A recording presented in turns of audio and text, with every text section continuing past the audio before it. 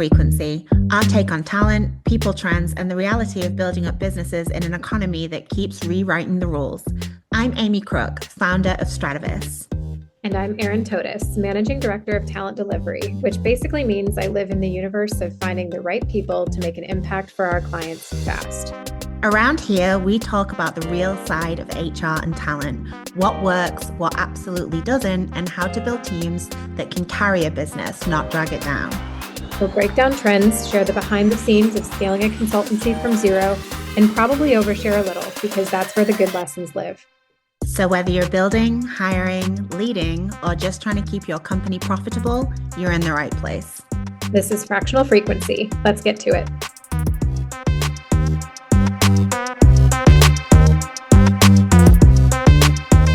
And we are here to talk about AI, and specifically to talk about the integration of AI into talent acquisition functions. This is a topic that matters so much right now because organizations are grappling with this enormous opportunity in front of them and also some problems that come with it. And to sort of set the stage, I think Amy and I both agree and feel strongly that AI is not here to replace recruiters or TA teams. Rather, it's reshaping how we must work in order to be successful in this evolving world. And so the goals for our session and conversation today are to clarify, simplify, and give you some practical takeaways that you can use right away. So Amy, where should we start? Yeah, I think starting on current state, I think would be a good place. So, you mentioned that people are grappling with it. Like, where are you observing that they're having the most challenges? So I think about talent acquisition. The function has measured itself on three core components for a long time. And those are speed, quality, and cost. Mm-hmm. And organizations always want all three. And it's always a challenge to achieve those. Typically, you can get one or two, but all three is difficult. And the introduction of AI allows us to be more efficient when used properly. I think there are some really fascinating sort of first step applications. When I think about when I was recruiting in my early career, scribbling away furiously in a notebook as I'm on the phone with a candidate, and it kind of progressed to clicking away on a keyboard. We don't have to do that anymore because the AI assistant will transcribe our conversation and even summarize it for us. Mm-hmm. Or I think about the task of coordinating an interview, particularly imagine a panel interview with multiple stakeholders involved and playing calendar Tetris, trying to compare visually these blocks of time against one another. The computer can do that for you now. And so I think those are some really wonderful evolutions, and the opportunity that we have to take that saved time and apply it to things that are more meaningful, like connecting with candidates on a deeper level, for example, is incredible. But there are some challenges. And I think those are coming in the application of more complex mechanisms that are being applied to tools, tech stacks, processes, teams that are perhaps not ready to receive them for one or more reasons. Yeah. No, I think that's such a good point. I've definitely observed in the market that, requisitions are taking longer to fill. Candidate experience is less than ideal. So let's flip to solution. Let's talk a little bit more about like practical AI use cases. So I'm going to start off by talking a little bit about how I implemented that at Glassdoor. So the first step was to really take a look at the function tasks and where it would be most impactful on our time. And so, as Erin already mentioned, you're sourcing and screening. So recording those conversations so that you can have it already transcribed. You're not having to rewrite your notes from a conversation. You can have your interviews scheduled super quickly, and you can gain those like data-driven insights that are really helpful when it comes to tracking your team's performance. The challenges, I think, is that there's so many tools for every step of the process. And there's not necessarily like a one tool that will overlay on your full recruitment cycle. So that means that, your process can be pretty much completely changed by having more tools layered onto your ATS currently. So, I'm thinking about this. We've both implemented AI into talent acquisition functions. So, Erin, I'm curious, like, what do you feel is like really critical when you're starting or restarting to introduce AI into your function and you really want it to be successful?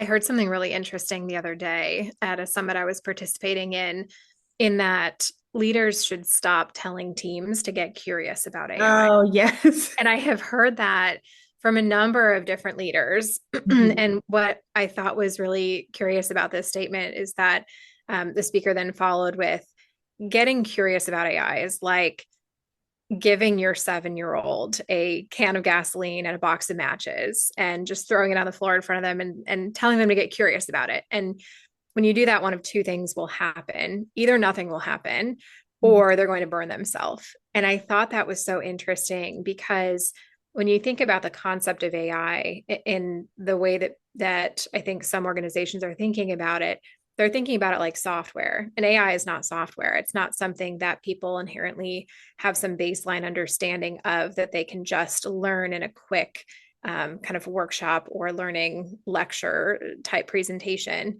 mhm, I think starting with teaching people to understand how the AI works, mhm, at least at some level, and then teaching them to communicate with it. These are sort of step 1 and 2 before you can actually start to wrap your arms around a particular flavor of the technology. And I think the best way to sort of illustrate that is through one of my lessons learned as I was applying a top of funnel sorting mechanism to our applicant tracking system. It was this shiny new tool. My team and I were the first to implement it as a large organization. And as we were going through the implementation phase, we noticed that for a huge subset of our positions, the tool was not working. It was essentially this tool that would sort candidates or applicants by relevancy. And mhm, the high relevancy sorted candidates weren't actually good fits for the jobs. And so when we asked ourselves why and started to dig into or sort of peel back the layers of the onion, we found that the model was largely built off of relevancy to the job description. And mhm, we hadn't taken the time to evaluate or audit the quality of the job descriptions. And so we were using in these cases, or in many cases, low quality old job descriptions that didn't articulate well what we were looking for in that talent profile. And so it was sort of like this garbage in, garbage out yeah, concept. The totally. AI cannot read our minds. And we had this whole backpedaling exercise to go through to sort of tear down and do it right and restart, Yeah. which was just sort of almost seems really obvious, but when you're in it, sometimes you need to learn the hard way. But tell me a little bit more about your experience. What do you think?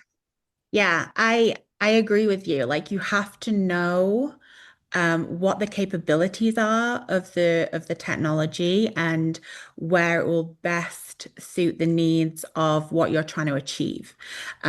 So I actually took the time to do a course, and it was less about um, a selling opportunity, which everyone's been in those demos where they're like, we can do this, we can do this, we can do this, and you're like, okay. It was more about understanding the mechanisms behind how it works, and why it's important to consider the full process, the full implications, from a quality perspective, from an ethical perspective, and also while it is incredibly intelligent, incredibly smart, there are some places that we need to make sure that we're covering our bases to make sure that we're not opening ourselves up to risk by this machine coming up with its own answers. They're not always correct, and we have to be prepared for that. So that was a really interesting course that I did. And so I was able to kind of take that learning with me through the implementations that I did at Glassdoor. So the key things that I think people need to get their head around, and you touched on it here with the job description, is like you have to be very confident in the materials and the data that you have when you start. Your job descriptions, your questioning, I've forgotten the word of it now. The application form. There we go. Applicant Oh my goodness. questionnaire. My goodness. Yeah, you've got to be mindful of all of those steps, the criteria that you're setting, what type of technology you want to use. I was very clear when we put in a tool similar to yours that would go through the resumes and match to the job description that I didn't want something that was going to learn behaviors, because I think that's really dangerous from like an ethical perspective. And so you have to know and be very confident that all of your steps are crisp before you overlay a different technology over it because it's going to soak all that information in, and then that's what you're going to get out as you mentioned. Mhm. Start small, like implement. I did not implement it throughout the entire candidate life cycle in one step. We started small with a tool that would transcribe our conversations so that we could submit candidates quicker. That was something that I observed that, recruiter phone screens already take 30 minutes, and then they're taking another 20 minutes afterwards to present their notes in a way that's going to be really impactful to the hiring manager. Didn't need to do that. Found a tool that would summarize it in a way that you could just send it straight away. So that saves 20 minutes per phone screen a day. Great, that's working. Second thing that we implemented was scheduling.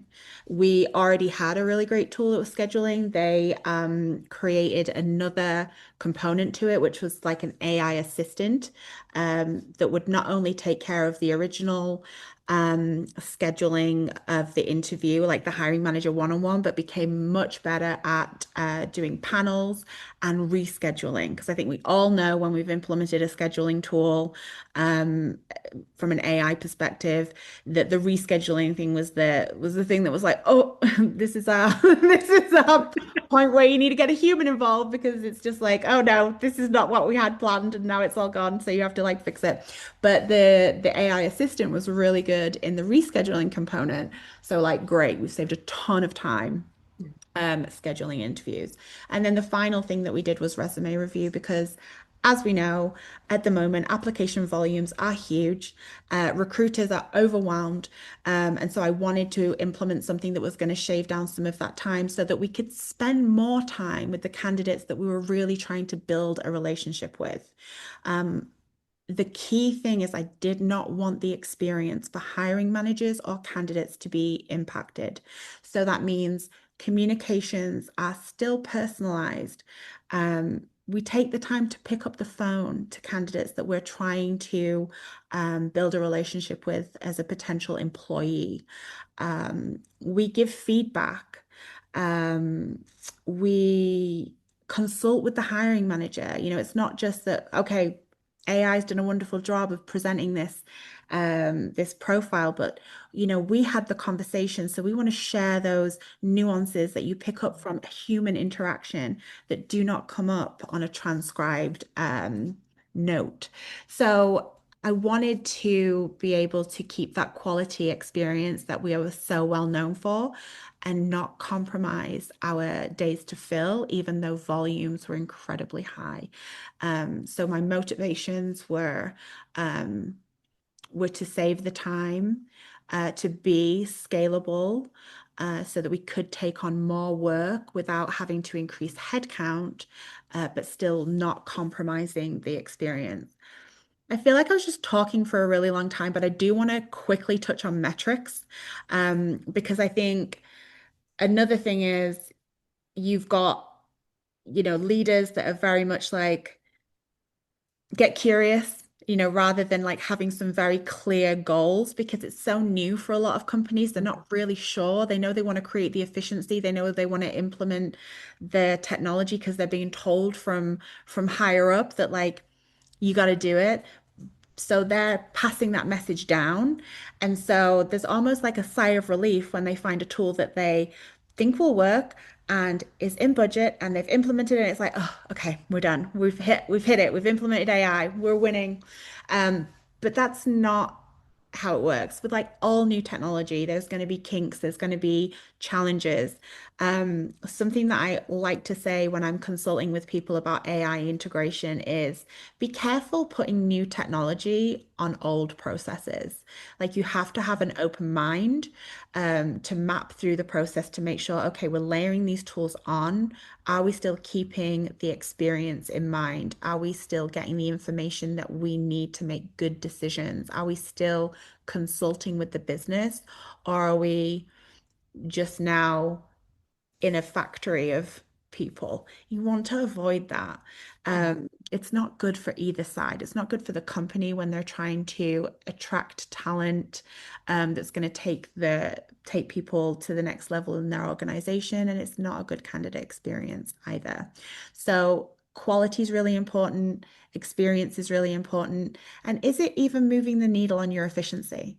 If it isn't, don't keep going. Like make changes that you need to make it work. Similarly with the scheduling tool, we didn't just set it and forget it. We were constantly maintained probably for 6 months to see like, okay, are the interviews still getting scheduled within the SLA? Is there any problems? Is there any no-shows? Is there any challenge, all the things. So yeah, I again, I've taught for a long time, but I do feel like it's not as overwhelming as people might feel. But there are some like very key components that you need to take with you as you move forward into your integration to make sure it's successful. I think you made some great points about not being afraid to get back to basics, both with knowing your process, knowing how recruiters are spending their time, do a time study, ask everyone to log how they spend Yeah. every 15, 30, 60 minutes and understand where time is being spent today Mhm. before you plug in the tool so that you can actually compare and contrast with some certainty and confidence about where the tool is actually giving you lift. I Yeah. think those are incredible points. And so to summarize, maybe we should wrap this up. Yeah. Done a lot of talking. Yeah. We're good at And that. I think really that if this is a challenge for you right now, which is totally understandable, you're not alone. But I just want to offer out there, if you want a free consultation with me, I'm more than happy to do that. As I said, Stratavis, myself, I've implemented this in TA functions. I've kind of done the legwork, so I can definitely help talk you through what works, what's challenging and just give you that support that you need. Because I know how it feels when the pressure's coming from above to create the efficiencies, be able to demonstrate that your production value goes up, be able to talk about it intelligently, how you've implemented it. So you're getting that direction, but not necessarily the what or the how. So I'm definitely here to help. If you just reach out to me, I'd be more than happy to set up that call and we can talk through some of the challenges that are affecting you today. And quick plug, follow Stratavis on LinkedIn. We'll also be releasing an insights report before the end of this Yeah. year, and we plan to have that released quarterly. And so check that out. Awesome. Thanks, everybody. Have a great day. Cheers.